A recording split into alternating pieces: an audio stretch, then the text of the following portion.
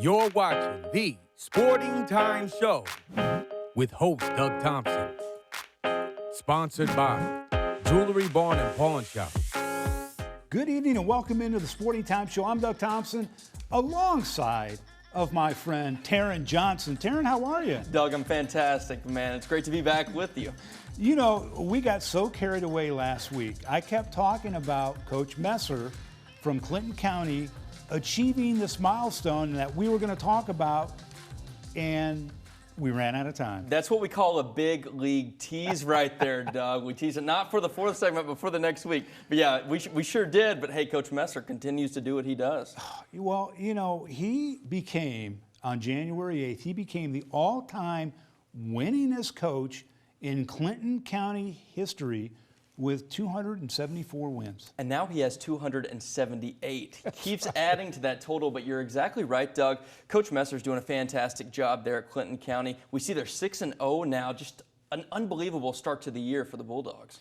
Yeah, and on top of becoming the winningest coach and on top of being undefeated so far this season, his team achieved an All-A Classic 4th Region championship, which wasn't easy to come by, but he did it. Yeah, absolutely. They have the first win against Monroe County, a good win, 23-point win, but then they played Metcalfe County in the championship game, a 3-point narrow victory. Yeah. But being able to get wins in those tight game situations is what it's all about, and this team is for real, Doug. Yeah, and anybody that has ever participated in an All-A Classic understands that this is a very important tournament for them to be in, for the smaller schools. And this is what Coach Messer had to say after the big All-A championship. We knew we had a tough job ahead of us tonight. You know, I'd be a liar if I said the kids weren't motivated based on what happened last year, because we thought we let one get away from us. You know, I'm really proud of our kids. It's definitely the best game we've played so far this year. Giving Metcalfe County a lot of credit. They played really, really well. Went toe for toe, made shot for shot. It was one of those good old-fashioned high school basketball games where nobody was going to lose because they just messed up. You had to go make plays. Fortunately, we were able to make a couple there at the end that separated us. Really proud of Nick Brown. He packed the mail for us in a big way tonight. Bryson in the second half made some huge shots. It's 3 out of 4 years now that we're going to Richmond to represent the 4th. We put a lot of pride in that, and we're going there not just to be there. We're going there to make a run, hopefully.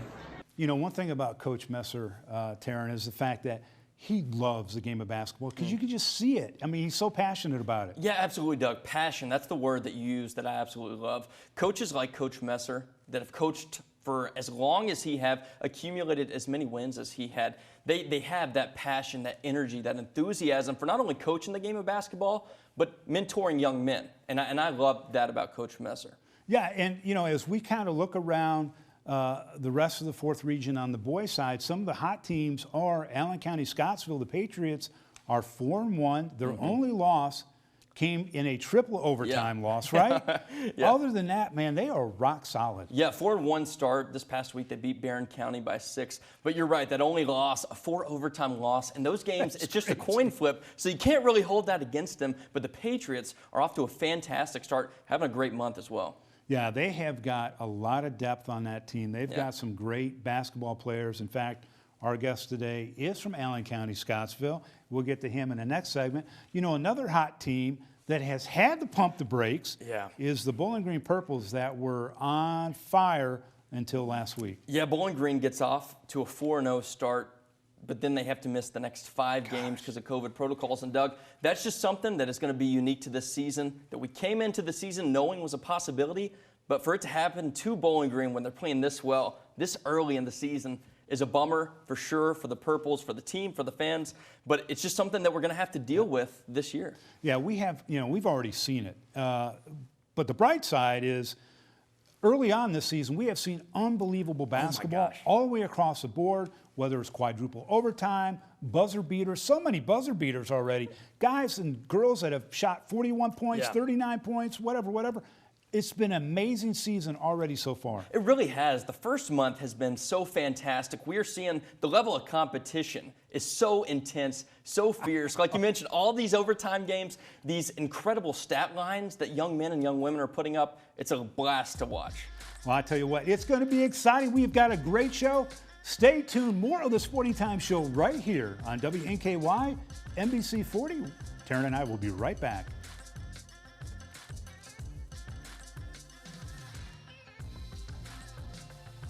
You're watching the Sporting Time Show on WNKY 40, NBC. And remember, like us on Facebook and follow ST on Twitter.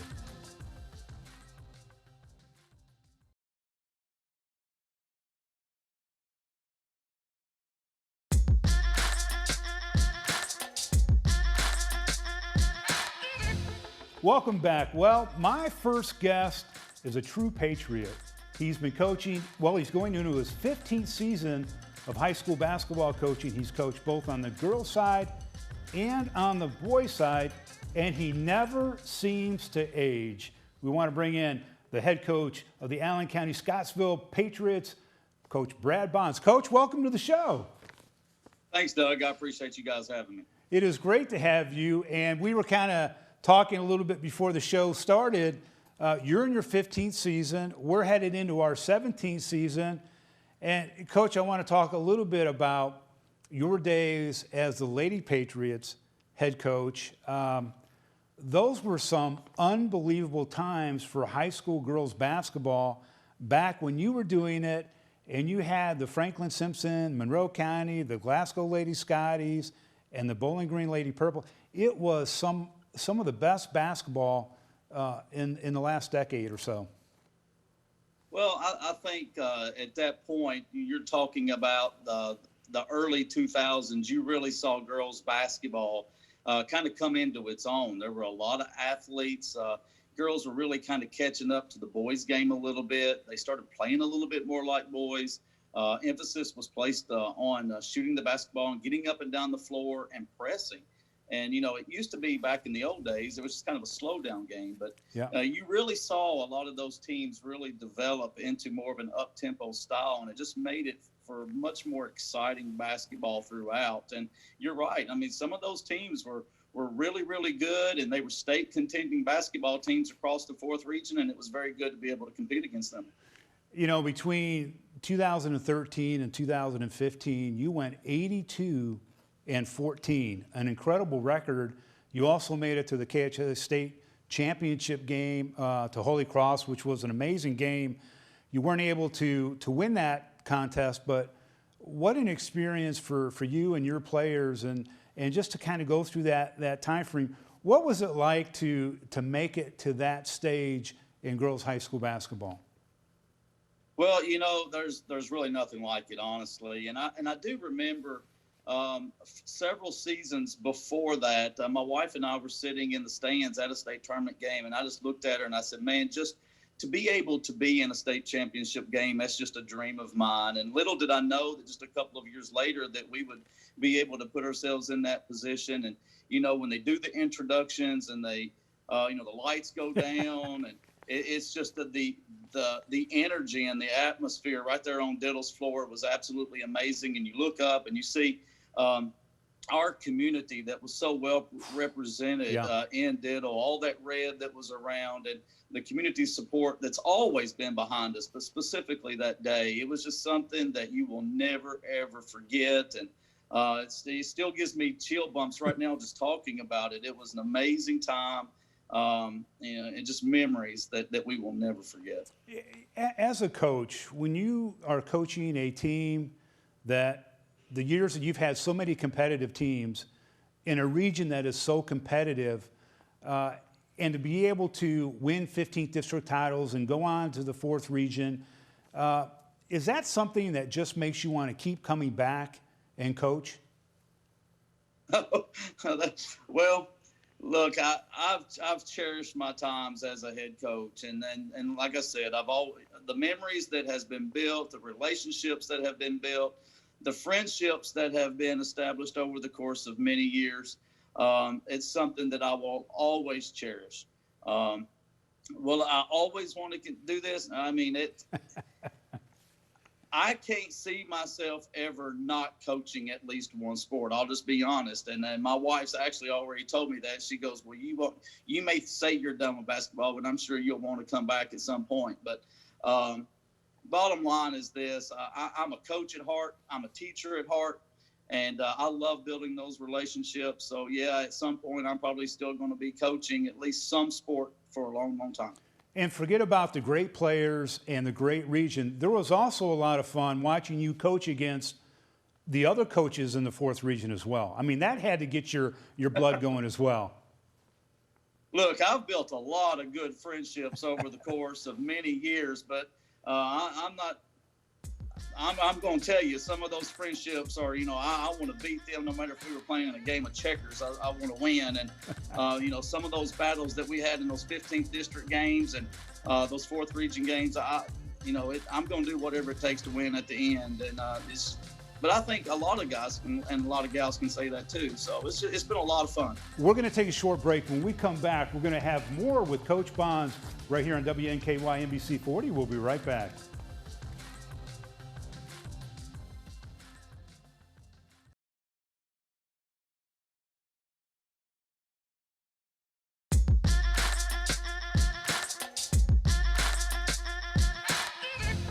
Welcome back. My guest is the head coach of the Allen County Scottsville boys basketball team, which he took over in 2018.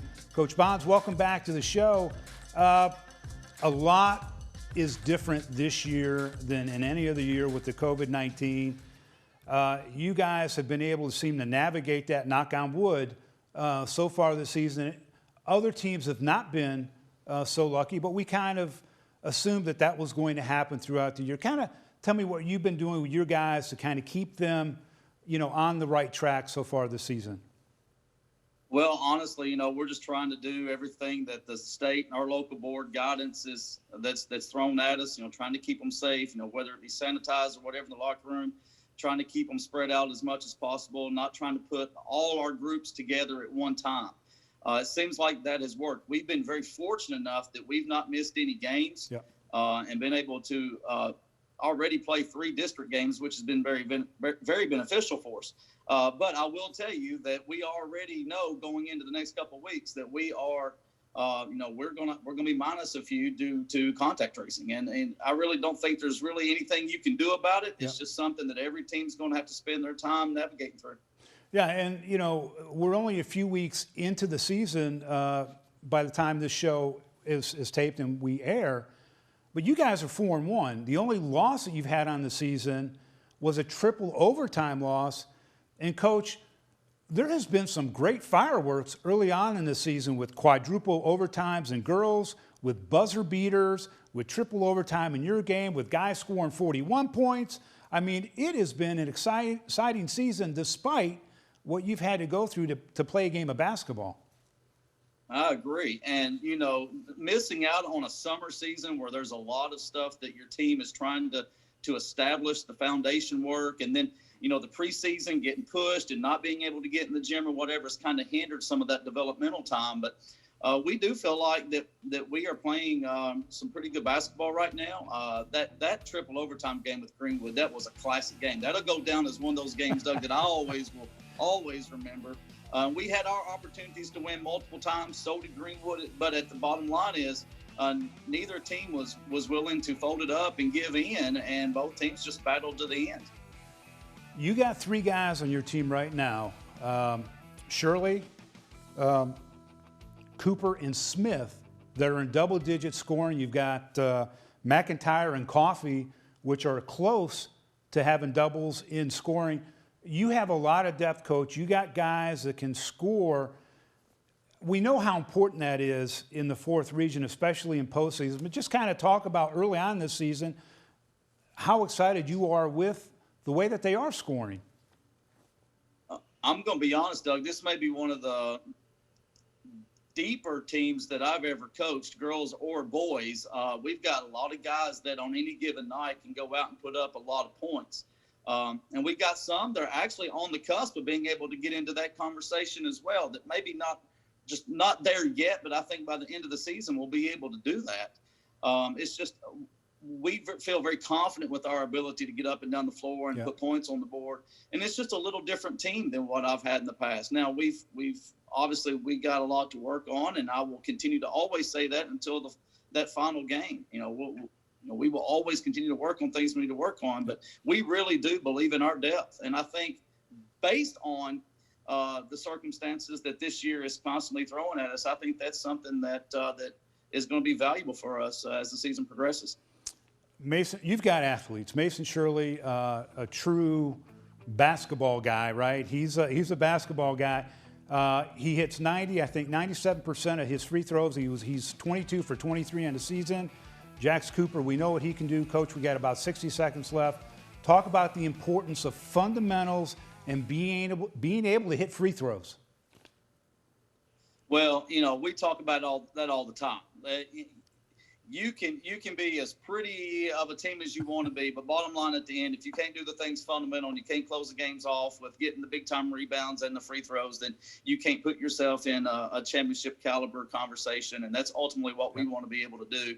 And I think our guys buy into that. And, Mason is a phenomenal player. He sees the floor well. He's definitely our playmaker.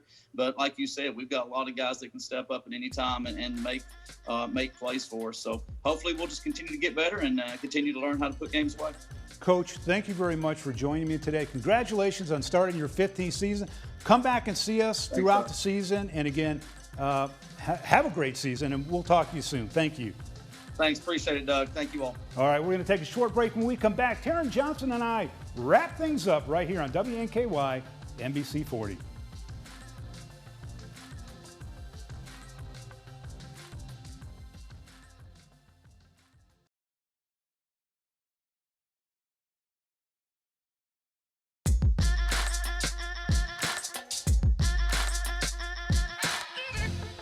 Welcome back to the show. Always enjoy talking to Coach Bonds. He is such a good coach, so much history, just getting into his 15th season, but he's just a great person. Yeah, absolutely, Doug, and you can tell from that interview. Great chemistry between you two, but also just a great guy to talk to as well. Yes. Now, Taron, you may not have ever heard me say this, but I've always said anytime you have football is a good time, and we had football in January with the Southern Kentucky High School Football Showcase this past Saturday. It was a combine that had 85-plus high school athletes at it, and it was quite a feat to get this thing off the ground because when the organizers woke up, Tayron Clark and Nakir Fant, they had 1.5 inches snow on the ground. How can you do a combine when you got 1.5 inches of snow on the ground outside? Man, shout out Mother Nature right there, just throwing a wrench in things, Doug. But yeah, a really cool event that they were still able to put on. Yes. And a great opportunity for local high school football players to get out there and to show what they can do. Kudos to those two guys and to everybody who participated in the Combine. Just a really cool event. Yeah, it was fantastic. And of course, Total Fitness Connection made it possible to get this thing indoors. But Nakarius and Tayron, Nakarius, ex-Mr. Kentucky football, ex-WKU football star, and Tayron as well, a great football player.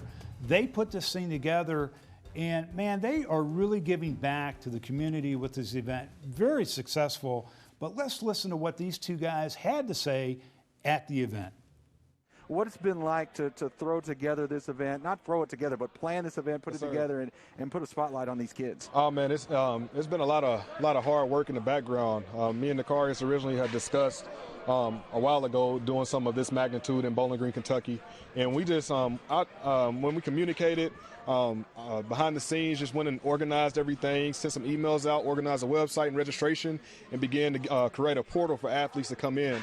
And through this, we was able to adjust and host this event for these high school kids and begin to put South Central Kentucky on the map. We partnered with Warren County Parks and Recreation, and then here comes snow this morning. So this morning we made some phone calls. I called and got the facility set up here at Total Fitness, and then from there we just set the time, and we already had everything mapped out, organized, and ready to roll. And from there, I mean, here we are here at Total Fitness hosting this event. Thank you very much for inviting us to be here. This has been a lot of fun, and hopefully we can do this again soon. Let's try to keep this going every year. Sounds good. And let's try to make it bigger than this, where we got 200 kids, not just 80. Absolutely. So, I'm sure we'll get there soon. Yeah, let's keep it going. I appreciate you guys coming. Man, that was fantastic. Those two guys are giving back to the community. They have the platform. They said so much themselves. And don't be surprised if we don't see more combines that are twice as big as we get going forward with this thing. Yeah, incredibly successful first combine for those guys. And giving back to the community, Doug, it's what it's all about, man. So kudos to them. Yes, absolutely. Now, this is getting more difficult every single week. Taryn and I pick our players of the week. Taryn, I don't know. I mean, this is razor thin. We could have double players of the week if we wanted to, but we can't. Let's start with the boys' honorable mention. Nick Brown, or excuse me, I'm sorry. Oh my gosh. Way to bury the lead there, Taryn. Honorable mentions, erase that, we'll cut that. Franklin Simpson Sr., Andreas Miller, averaging 22 points per game. Wildcats off to a 2-1 start. Just a fantastic start to the season for that senior. Yeah, I mean, Franklin Simpson's got it going. We got to keep an eye on them. But also Cumberland County Junior Ty Say, 28 points in overtime against Clinton County. They lost that game, but he only averages 10.2 per game. Yeah, 28 points, 7 of 12 from the field. You know we love this stat, Doug, from the charity stripe, 11 of 13. Fantastic game for that young man. You got to have it. Now, who is our player of the week? Our player of the week, folks, Nick Brown from Clinton County, 24 points, 5 of 9 from the field, 4 of 7 from 3. And 8 rebounds in the All-A finals. Just congratulations to him and a great performance for Clinton County. Yeah, and real quick, our girls player of the week, and let's go honorable mention real quick. Glasgow senior Ainsley Adwell, 31 points against Metcalfe County in a 4-overtime loss. And also Russellville Jr. Antasia Doolin, 22 points against Todd County. She only averages 13.2. But our girls player of the week is Cassidy London from Metcalfe County, 25 points, 6 rebounds in a 4-overtime win versus Glasgow. A freshman, a true freshman, goes off for that in an important game. Kudos to Cassidy and a fantastic performance. 10 for 11 from the charity stripe as a freshman. No pressure on her. She's a fantastic freshman. Congratulations to both of them for being our player of the week. Taryn, thank you again for sitting in with me. It's always great to have you on the show. Thank you, Doug. Brad Bonds, thank you very much. We'll see you next week, same time, same place, right here on WNKY NBC 40.